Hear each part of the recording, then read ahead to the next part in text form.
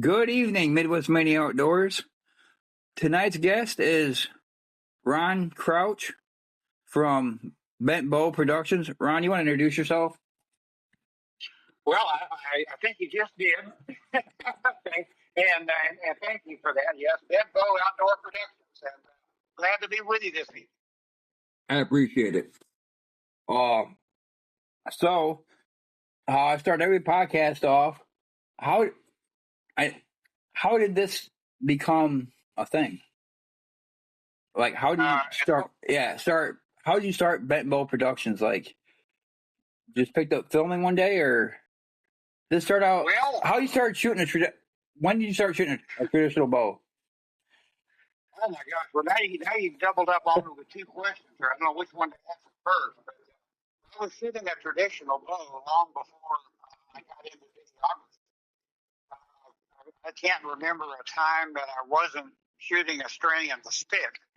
I grew up in the hills and hollers of West Tennessee, up close to a place called Reelfoot Lake, and because of a kind of a traumatic childhood, getting in the woods and the hills and the hollers was kind of an escape for me, and I escaped every chance I got. I was building, but my own bows, my own river reed arrows, making slingshots, hunting squirrels and bullfrogs and stuff.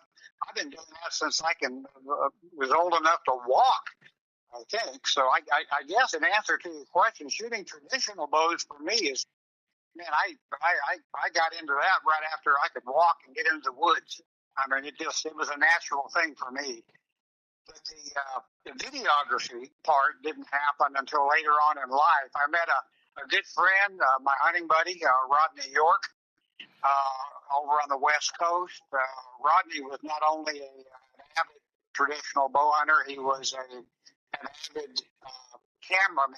Back in the day, he was taking a lot of slides, a lot of still photography, and that sort of thing. So he got me interested in the still photography first, and we took a lot of pictures, a lot of still photography all over the North American continent. I mean, we were in Alaska, British Columbia, Canada, Saskatchewan, Mexico, New Mexico, all over the place. Not Mexico, but New Mexico, and all over the western states.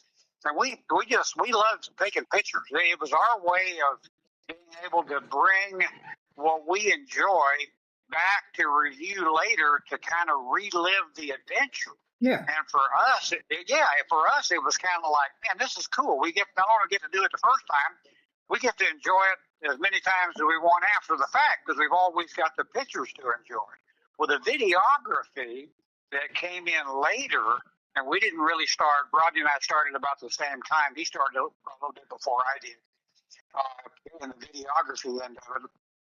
And we discovered the videography was even cooler than the still photography. It was real action. We were moving and talking and seeing all kinds of stuff, and then we could film animals at distances, and it was just cool. So the videography thing just fell hand in hand with what we enjoy doing, and that's being in the backcountry into truly wild places, and being able to film it just became as much a joy as being able to hunt big game with our traditional bows. So I hope that answers your question. We've been doing it now for years. I'm sorry? I said you answered it perfectly. Probably one of the best answers I've got so far since I've been doing this. I've been doing this for 3 years now. It just comes natural. Both the traditional bow hunting and the videography just becomes natural. To kind of lead into a question you're probably going to ask about Bent Bow Outdoor Productions. I think that was one of your questions too. You asked how long ago we started that, and that's been actual the actual beginning of it, or the fruition of it, was probably about 2010 or to 2011. And what happened was, I basically through prayer and from just talking with my Lord, Jesus Christ, which I do on a daily basis, it seemed to me that I was being pretty selfish with all my hunting and filming. Yeah. And God placed it on my heart that I could just start sharing these adventures that Rodney and I go on, share it with people that may not be able to see places that we go to and take it for granted, being there. They may, for whatever reason, maybe money or health or whatever the circumstances, may not ever be able to enjoy going to some of these places. And God just made me feel like I was being kind of selfish, not sharing it. And so that's really what Rodney and I do. We just want to share the places that we get to enjoy, the blessings of being able to hunt, go to places even in our mid 70s. And but that's a true blessing by health and finance and every other way to still be able to do this. Yeah. But we just want to share it. We just want to share it with people that may not be able to go to these places themselves, so they can actually kind of live it in a way precariously through the video. So a lot of our videos are filmed in such a way we try to make the spectator feel like he is part of the adventure, and we're still working on making that really good. It's an ongoing endeavor of improvement, and but we love doing it. We're just having a ball doing it. Like I ran across it in 2014. Yeah, 2014. I was playing church softball, and I was sliding into second, and the shortstop stepped on my ankle, and I tore some ligaments in it. So I was on YouTube a lot, and I came across. I go, you know what? I like these guys, and I went quick and started following you guys on YouTube.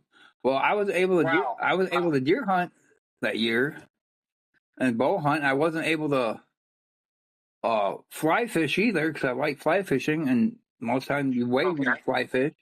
Well, I don't know. Do you know who Keith McCafferty is? He used to be the writer for Field and Stream.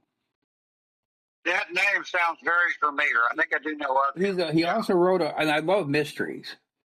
So when I was like laid up and not doing anything, my wife would go to the library and get me books. So I was reading like the Longmire series that was on. It was the A&E TV show, but I read all his books, and then I found Keith McCafferty wrote a mystery series about fly fishing Private Eye, and I read all his books, and I reached out to Keith McCafferty. So you're gonna run up? I said, I wrote him on social media. I said, hey, are you gonna? There any more books coming out? Because I've read all of them. I'm stuck here in my bedroom. I can't move. I can't go around. I got to let my leg go. I'm in a cast. And he goes, oh yeah, Justin, give me your address. So he sent me a book. It said, get well. This should get you through until next season. And he sent me like 3 books, and 2 of them weren't even out yet. Oh, great! So yeah. But and he's retired from Field and Stream now, but he's a pretty all right guy. I don't know. Do you fly fish? Okay. I mean, I saw you with a bunch of trout the other day on social media. So it's kind of funny because I went with my pastor to share this trout fishing place with me, and I'm so glad he did. It's an outstanding place. But in answer to your question, I don't really fly fish yet. I have tinkered around with fly fishing, and I really could get into that. I can just tell.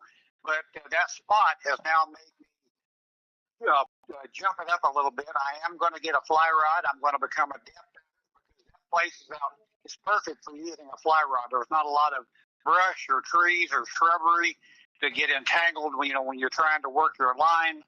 So it's a great place for a beginner to be able to practice the skills of fly fishing and probably catch some trout at the same time. So I'm excited, and I'm going to have a fly rod in my hand probably within 2 weeks. I'm gonna say you don't need an expensive reel because all that there is the whole line. You really don't even need a really expensive fly rod. What you need is get good quality line because that's what casts the fly. Okay. So, and I've you might laugh at this.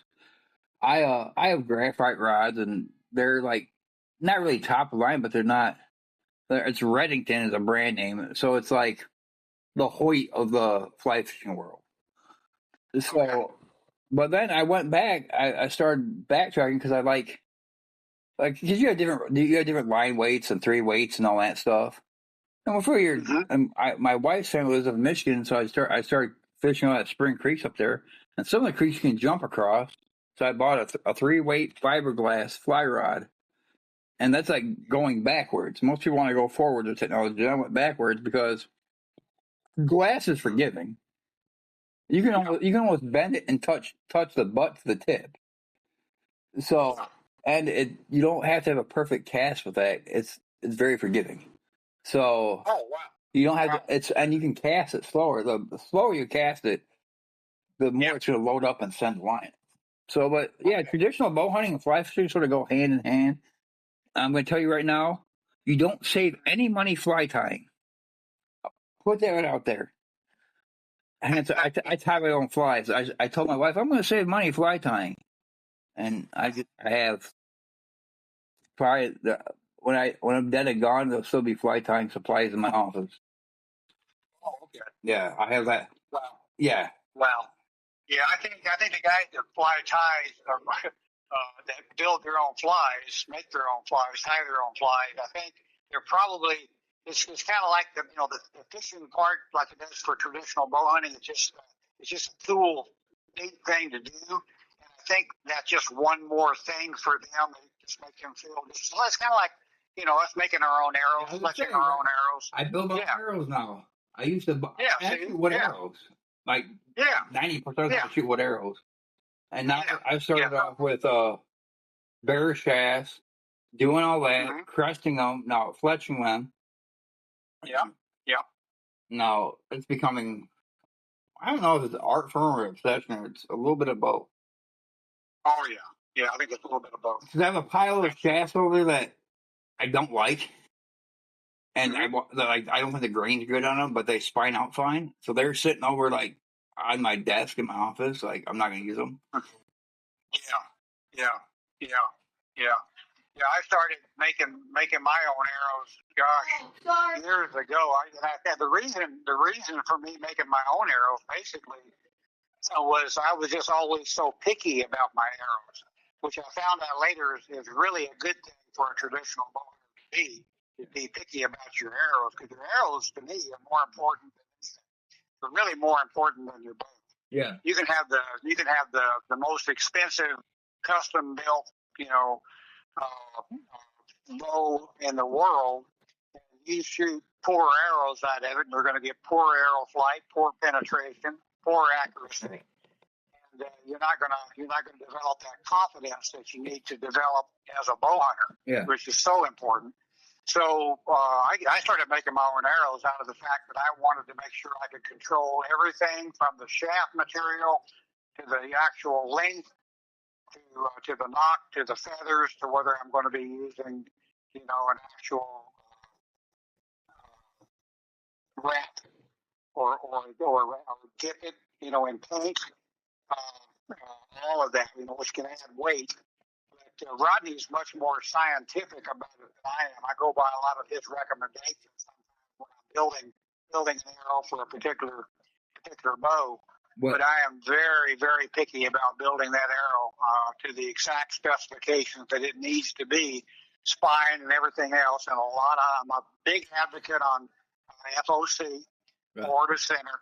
I'm a big advocate on that, and probably shooting somewhere in the realm of 24, 26% FOC now, which is a lot compared to a lot of the guys.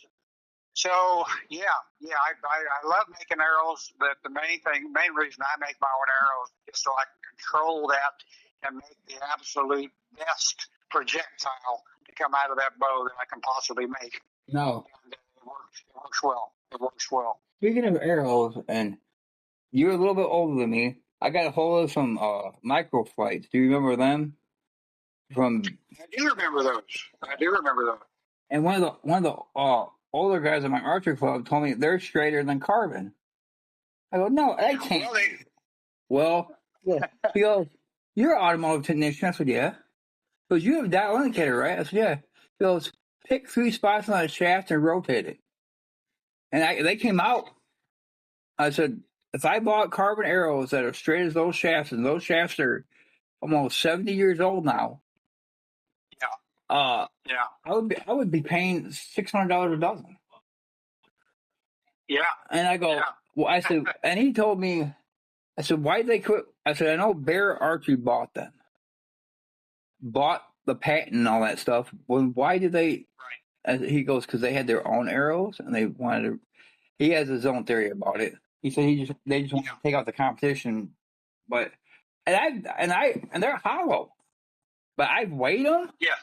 And yeah, like I'm shooting a 30-inch shaft, and they're microflight 8s with the insert in it and a 125 grain field point. Those things are almost 600 grains. Okay. They're heavy. Okay. Yeah. And I'm shooting it out of like 47 pounds at my draw length, and they're not before they were acting weak, and I cut them down, and now they're flying like missiles. But I'm trying to say baby them because I'll cut the inserts out of the fiberglass I'm not using, and because you can't get those inserts anymore. So yeah. Yeah, they were. I remember when those microflights came out, and I'm not sure exactly how I ended up with them, but I ended up with a box. It must have had 100 shafts in it. Yeah. All microflights, and it may have came from Bear Archery because back in that time, I had one of my best friends that I hunted with. I've been blessed to be able to hunt and know some of the greatest bow hunters on the planet. And this one particular guy, Bill Krenz, was a good friend of mine, and we hunted a lot on the West Coast. Bill worked for Hoyt. He worked for PSE, and he also worked for Bear Archery. And I might have gotten that box somehow from Bill. Maybe Bill sent them to me. I'm not sure, but I had them for quite a while. I don't ever remember seriously, shooting. I just don't recall ever actually having a lot of experience with them. But I can't give you a lot of information about those things.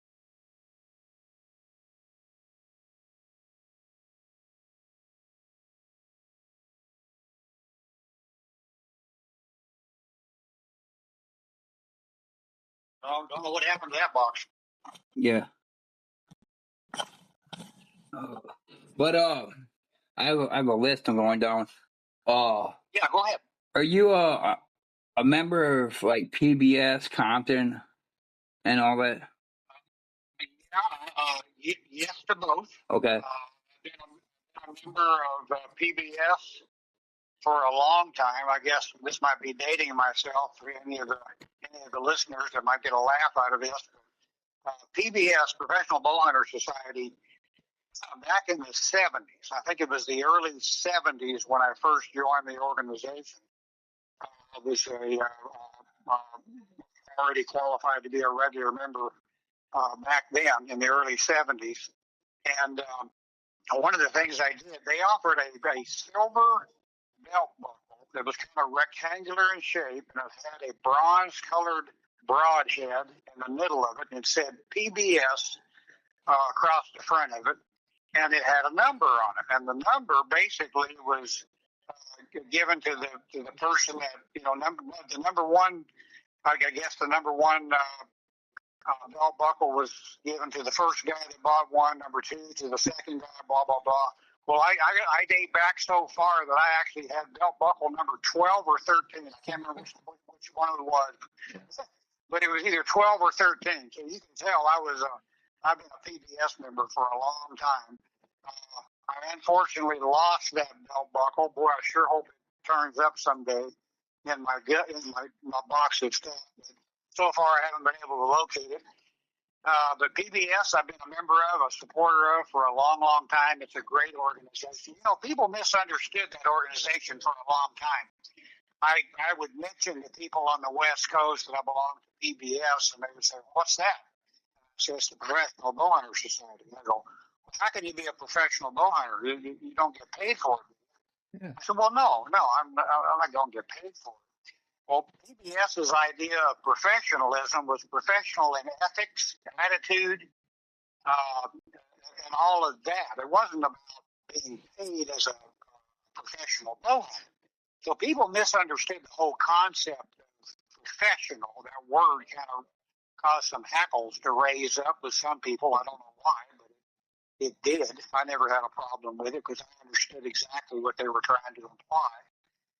And but it's a great organization. I would highly recommend that anybody serious about traditional bow hunting and want to belong to an organization that believes in the kind of hunting that we do and enjoy, and works to preserve it and pass it on to the next generation. I would advise them to join PBS. If they don't qualify as a regular, you can join as an associate. That's what I am. And work.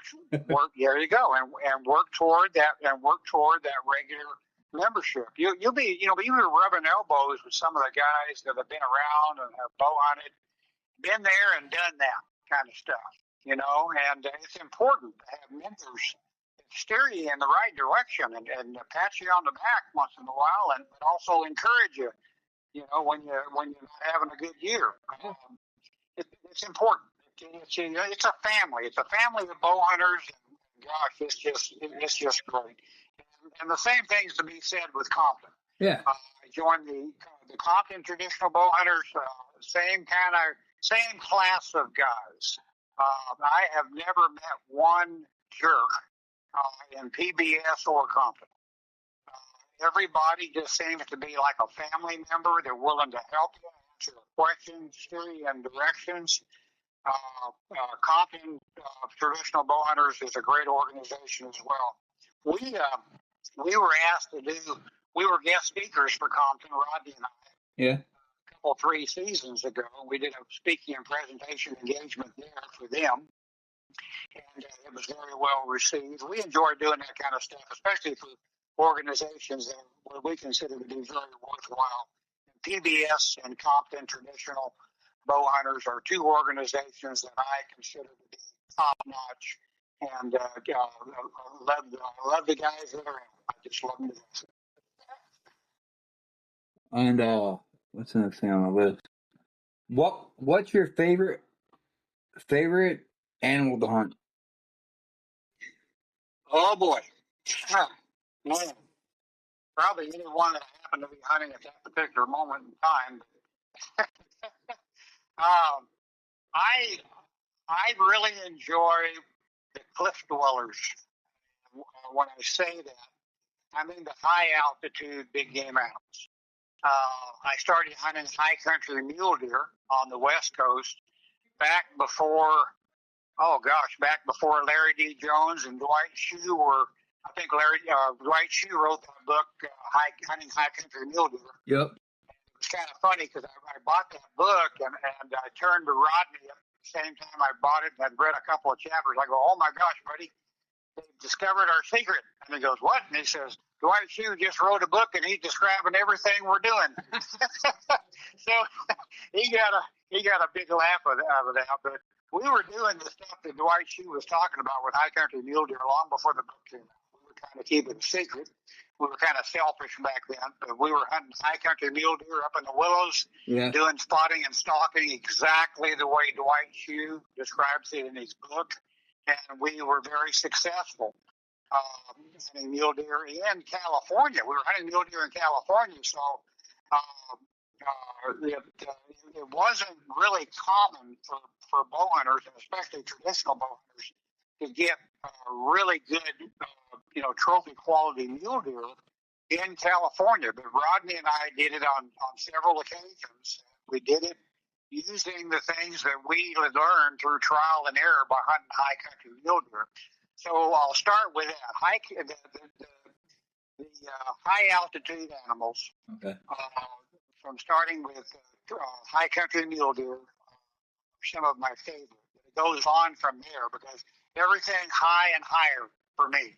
Okay. And from there, I love it's sheep. I've never drawn a sheep tag, and I've never been wealthy enough to buy a North American sheep tag to go sheep hunting. But I have accompanied several traditional bow hunters on their sheep hunts, and filmed some, and on others just help them spot and get in position for shots and that sort of thing. So I still got to hunt them. Gotcha. I didn't really get to hunt my favorite. If I can name one, it still has to be and always has been the Rocky Mountain goat. And that probably surprises a lot of people. Because the Rocky Mountain goat, he doesn't have the biggest of headgear. Nope. You know, he's not as majestic to look at if you just look at the headgear portion of it.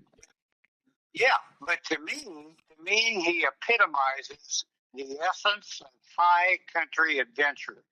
The Rocky Mountain goat lives his entire life in an area where a bighorn sheep would break its neck. Yeah. The Rocky Mountain goat lives its whole life in an area where its main escape mechanism is making its predators quit because they can't get to where he's at. It's almost laughable. We were able to enjoy watching and filming mountain goat in British Columbia, and we watched predators try to make their way to the mountain goat. And the mountain goat would just simply move up into higher, rougher country. And eventually he'd get into a place, if he wanted to, where that predator, if it tried to pursue him another step, was going to die. Yep. Yeah, and the mountain goat knows that. I mean, he can cover country that would kill you. So the challenge of hunting in goat country is a challenge all to itself. I watched Stone, and it was through my guy's camera lens, and we saw people pulled off on the side of the road, and we were actually going to Silvergate, and it's on the other side of the park, and and it was, and we can figure out these guys have these big telescopic lens, and my wife's a photographer by trade. That's what she's a bachelor's degree in, and she pulls out her camera and zooms in, and she does something. She puts my binoculars to it, and we doubled it, and we could see him. I go, I have no idea how the thing's walking up there. Oh yeah, the side of the cliff, and there's and the babies were right behind them. Oh yeah.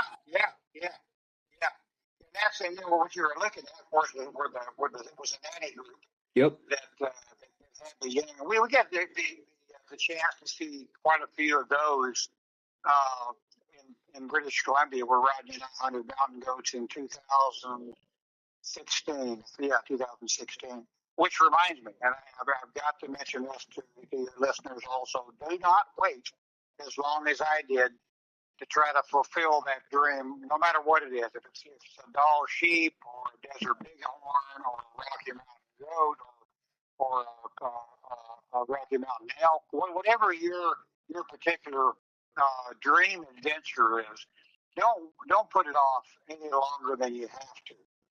I didn't get to finally hunt mountain goat until I was 66. And anybody 66 years of age up in mountain goat country is going to be in for a, challenge. Because there's a tab center up there. Yeah. It was a wake-up call. You know, I run and lift and climb, and I had a career. I worked with Tulare County with the Sheriff's Department on the West Coast, where I worked in search and rescue, and I did a lot of the rappelling and cliff rescue and stuff like that. So I was in really good shape. Even in my 50s and my 60s, I was in pretty decent shape. But as good a shape as you think you're in, you need to try to double that when you try to climb into mountain goat country, because it will definitely kick your butt. I mean, and when you do it day in and day out, in order to with a trad bow and a camera in your hand, it just kind of doubles the challenge and makes your stay a lot longer and your days of climbing a lot longer. So, but that's all worth it. It was all worth it. Unfortunately, I was successful in my endeavor to get a big mature male goat. Mine was. We in the film, I think I make mention that the guide that we were with aged him at I think 10. I think in the video I said 10 or 9.5, 10.5, something like that. We had him aged again by Fish and Game in British Columbia on our way out because you have to check them in. Yeah. Take the horns and check them in with the wildlife biologist. And the nearest town was probably 250 miles away from hunting. When I took them in there and they aged them, and there was two biologists that worked together that aged my horns. They said, no, your belly is not 10 and a half. Your belly is 12. Huh. So that was a 12-year-old billy goat, which made the success even sweeter, knowing that I really did take a fully mature animal. They don't live much past that. So when we were talking on the phone about 6 weeks ago, you told me about hunting Catalina Island back in the heydays. You want to talk about that a little bit? Oh my goodness, I used to do that. Well, the guys on the West Coast, out in California, back in the 70s, especially in the 80s, Catalina Island was a big thing. The Channel Islands were a big thing. We had Catalina and we had Santa Cruz Island, mostly, for the most part, to be able to hunt. On Catalina, the Catalina Island, the Spaniards had, hundreds of years ago, had released these Spanish goats and wild pigs to have a living food source on the island because there wasn't really any game animals on the island when the Spaniards discovered the island. So they released these animals, the Spanish goats and the wild pigs on these islands, Spanish goats and wild pigs on Catalina, and merino sheep and wild pigs on Santa Cruz. Right. Boy, they were prolific. They bred and multiplied, and pretty soon both islands were just literally overrun with Spanish goats, merino sheep, and wild pigs. So anyway, long story short, they used to let bow hunters go over there. I think when they first started doing it, you could go over on a boat or a little float plane, and you could hunt for like $60. It was really cheap for 3 days, Friday, Saturday, and Sunday. That's cheap. You got to hunt with your bow, and shoot as many of these things as you wanted to. And we found out, Rodney and I talked about this one time, and I think we talked about it in a couple of different podcasts over the years for different organizations and some of our speaking engagements. But we firmly believe that some of the best bow hunters, I think, on the planet originally came from the West Coast. They came from California. And I know that's going to make a lot of guys kind of upset by me saying that, but I'll explain why. On the podcast. Yeah. Oh.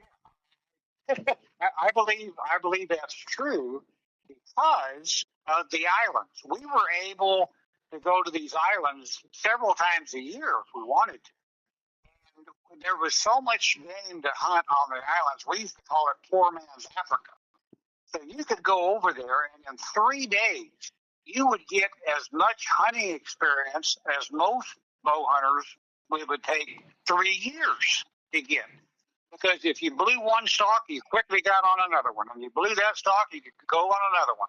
And you got to practice, and if you missed your shot, whatever, you got to practice the skill of stalking and hunting with a traditional bow over and over and over and over again for 3 days in a whack, several times a year, hundreds of times during 3 days.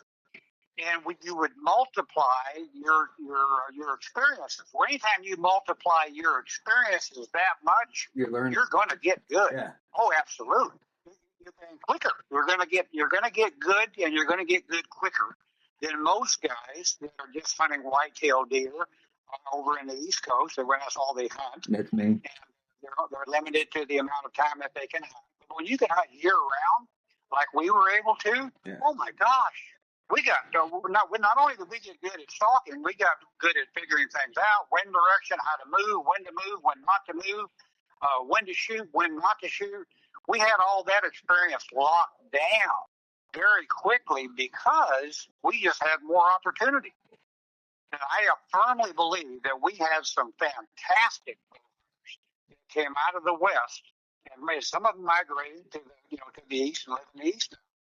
But lots of those guys. Jim Doherty, everybody knows that name. He was from Oklahoma. I lived in Oklahoma. Jim hunted the islands a lot. If you look up some of those old stories about Jim, you'll find him on Catalina Island or Santa Cruz, just like I was. No. And Jim got his experience same way. No, that's not an option anymore, is it? No, it's not, and it's so sad. It's just unfortunate that it's not. People. Some of these folks are part of these organizations that try to protect animals and that sort of thing. Whenever they get involved with something, everything suffers. And so there was an organization. I forget the name of the organization right offhand. It was a conservation organization. It had a lot of anti-hunters in it. Yeah. Well, they really wanted to stop this hunting that we were doing. And they managed to do it, but they managed to do it under the guise of declaring these animals a non-native species that was detrimental to the vegetation of the island. That's exactly how they did it. And much to their dismay, though, I guess they thought they were going to trap these things and take them elsewhere, and it kind of worked against them. What happened was, once they won that, these professional hunters got together with helicopters and shotguns and basically just started flying and annihilating herds. They used the Judas goat, I think. I think that's what they call it. I think that's where it came from. Okay. Yeah. They would catch one goat and leave it in there and take it back. It would take that goat would take it back to the rest of the herd. Wow. Yeah. Wow. Yeah, it was sad. Sad. But they annihilated them. So the hunting is no longer a part of that. And it's a real shame because, boy, I would sure like to. If it was still going on, I'd recommend it to anybody, young hunters or whatever, to get to go. Gosh, it was great.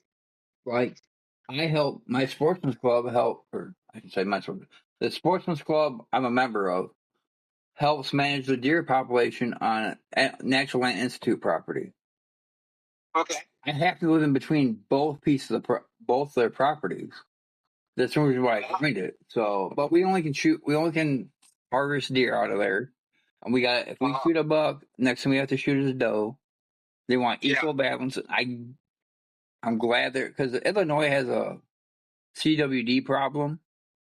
And most of the time the state comes in and has sharpshooters come and take them over corn piles at night with suppressors. Yeah. And that meat just goes to the landfill. Well, they said they're not going to do it on any of their properties. They're going to have sportsmen's clubs come in and help manage it, and it's worked out.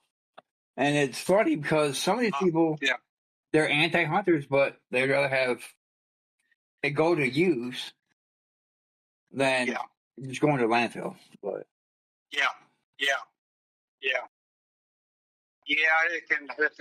it's a sad deal. It's just one of those things we have to contend with, unfortunately, in this day and age. But there we are. Now, do you want to plug your event coming up in Mississippi here? I certainly can. Like I say, but it's going to be myself. I'm going to be doing what we've learned to term as a hunter's gathering. And I'm going to be given a free speaking and presentation engagement during this. We're showing some video that hasn't been seen on YouTube. Some of this stuff is just phenomenal. We're being told it's being well received in many places where we've done these. We'll be doing this, or I'll be doing this. It'll be in conjunction with a wild game dinner. It's going to start at 5 o'clock. My speaking and presentation engagement will be Saturday, September 13th at 6 p.m. at the Ethel Baptist Church, 3329 Pope Street in Ethel, Mississippi, 39067. The pastor of this church, Matt Steed, his name may ring a bell to several of your listeners. He's a well-known bow hunter and pastor in that area, and he has asked me to come and do a speaking and presentation engagement there at his church, and I am really looking forward to it. So September 13th, I'm going to be there. If any listener can be there, please come as you are, and bring some hunting buddies. You won't regret showing up, I promise you. Okay. A couple more things before we end this podcast. I'm getting up there. I got about 20 minutes left before it starts digging at me for about an hour. Okay. We've already touched on your favorite species to hunt. What's your most memorable hunt? The most memorable hunt would have to be the same hunt, probably. The mountain goat in British Columbia, but probably just so we could change that a little bit. One of my most memorable hunts is Rodney and I got to go to Kodiak Island, I think in early 1980s. I'm thinking 82, 83, 84, somewhere around there. We did it as a first hunt. We were going to go to Kodiak for a little while, then we were going to go hunt for barren ground caribou on the mainland, which I did, which we did. I had a great hunt, and it was successful also. We went to Kodiak basically to photograph the Kodiak brown bears and hunt those Sitka black-tailed deer. We did that, successful at doing that as well. But I had a fantastic time just seeing and being around those grizzlies. I know that's going to sound kind of odd to a lot of people, but I just enjoyed it immensely. I've always loved adventure anyway. Yeah. Wild country just does something for me. I specifically like wild and just crazy adventurous places. And Kodiak Island, for anybody that's never been there, I know a lot of your listeners probably have, or at least some of them have, that traditionally bow hunt seriously and like to try to go as many places as they can. That seems to be a bucket list for a lot of guys. Kodiak Island, oh my goodness, that is just super. Everything about it is adventure.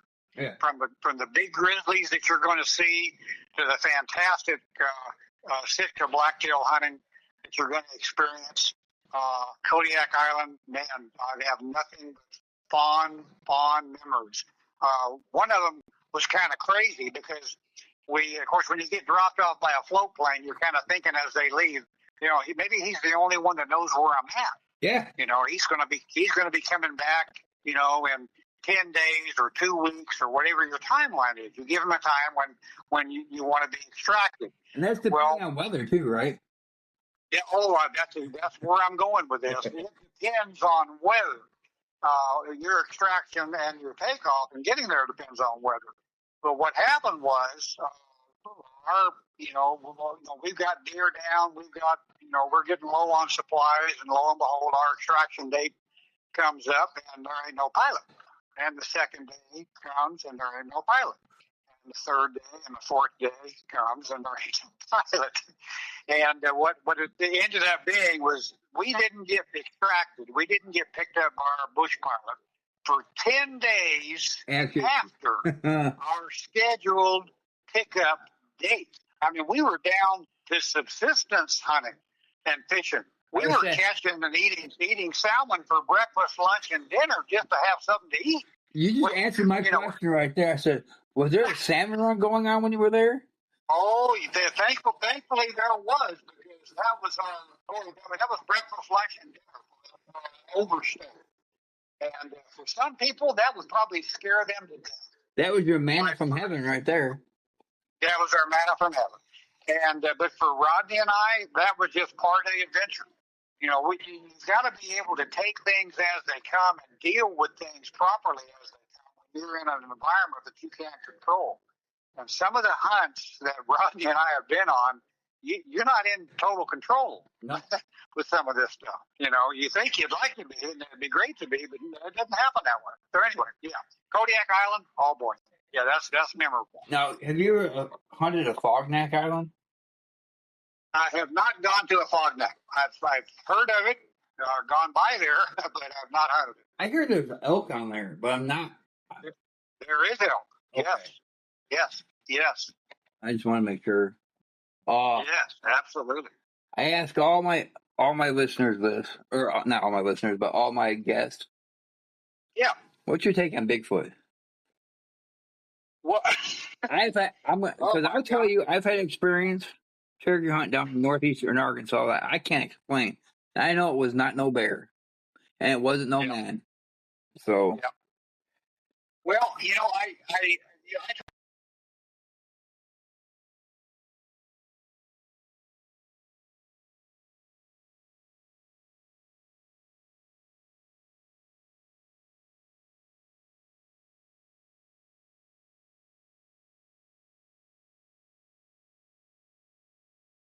I've got friends. I won't mention any names, just for their benefit. But I got friends that they adamantly same thing you do. And they've lived in country like the Missouri. Okay. And this part of the country for a long time, and they say, "Hey, I've seen things and heard things, and it can only be blah blah blah." So, could it be? Hey, I'm still open-eyed, open-minded. Yeah, I think there very well could be something out there. Why not? One of my good friends, Jeremy, he's hunted. He's got, I think he's got 3 years on me. And he goes, I don't believe it one bit. He goes, where's all the roadkill Bigfoot and all this stuff? I said, you hunt where you see bears, right? He goes, yeah. I said, how many dead bear skulls have you came across those? He goes, well, not really. I said, maybe one. I go, there you go. Yeah. I said, I find dead deer skeletons, but it's where the property I hunt, the neighbors throw their carcasses over there, their deer carcasses. So I find them over there all the time, but I don't find a skull. They're not supposed to, but that's going to be the end of that year. But well, one last question. Sure. Crossbows. Where do you stand on that? I know that's a hot topic these days. Well, it's not so much a hot topic. It can be a little bit tough for me to work around. I don't have a problem with a guy shooting a crossbow if he wants to shoot a crossbow. What I do have a problem with is guys trying to bring anything into the archery season. That's not what I consider to be a real bow. Yeah. Crossbow fits that category. I might, cause a few people to get hackles raised up a little bit that are listening to crossbow advocates, but I challenge them this way. I say, let me just ask you to close your eyes for a second. I'll walk you through the shot process. You got your eyes closed. You can't see what I'm giving you. But you got a stock against your shoulder. You got a finger against the trigger, and I'm telling you to push your right eye to the scope and line everything up and pull the trigger. What are you shooting? And I guarantee you, everybody that you mention that to, with a second thought, is going to say, I'm shooting a rifle. Yep. Okay, that's exactly. But where I'm going with this, because if it's more like shooting a rifle than it is shooting a bow, it probably should go in the gun season. Yeah. Not the bow season. So that's the way I kind of rationalize it. I have no problem with guys hunting with whatever they want to hunt. As long as it's legal. If it's legal and it's humane, have at it. But when you try to bring it into my archery season, when I say my archery season, I'm talking about the guys and gals archery season that we fought to get. Yeah. Because when we fought to get these seasons, there weren't no crossbows being used. Muzzle loaders weren't being asked to participate. Thankfully, they're not in there too. But where are you going to stop? They're not in love with the bow and arrow. No. They're in love with our season. Yeah. They want to shoot in our season and hunt in our season with whatever means they can, whether it be a crossbow or whatever. It's their season that they want. It's our season they want. I'm not ready to give our season away. We fought way too long for this and way too hard for it. Some of us can remember, myself included, knowing the guys that were back in the day when archery season didn't exist in your state, and they fought long and hard to get it legalized in your state. Yeah. So that's why I call it my season and our season. It belongs to the bow hunters. And most bow hunters, if they're smart, don't be willing to share it so easy. Like it can come back to bite us. It can come back to bite us. Fishing game is always looking for reasons to make our season shorter and give us less for our dollar. And if our success rates start to climb, that's an unpredictability that happens because of an introduced weapon that they hadn't counted on. Yep. They give us our season based on our low percentage of kills. You start putting equipment in there that raises that, and they start looking at us with a different eye. And pretty soon, they're starting to minimize and take some of our season away. And I don't want that. No. I don't want that. My season's too short as it is. And so I live in Illinois, which we're known for big bucks and high taxes, but they broke up this year. I mean, they've done it for like the last couple of years, but like all the harvest info it has during archery season has gun season's on a separate thing, but they harvest with crossbows was like 60% of the circle. Then you have compounds, and I don't even think we're in the whole trad bow hunters are even a full percentage point. To be honest with you. Yeah, very low. Very low compared to the rest. I used to hunt a lot of public land, and 10 years ago I'd do it. I would see maybe another one guy out there shooting a trad bow. Yeah, but it was all compounds. Now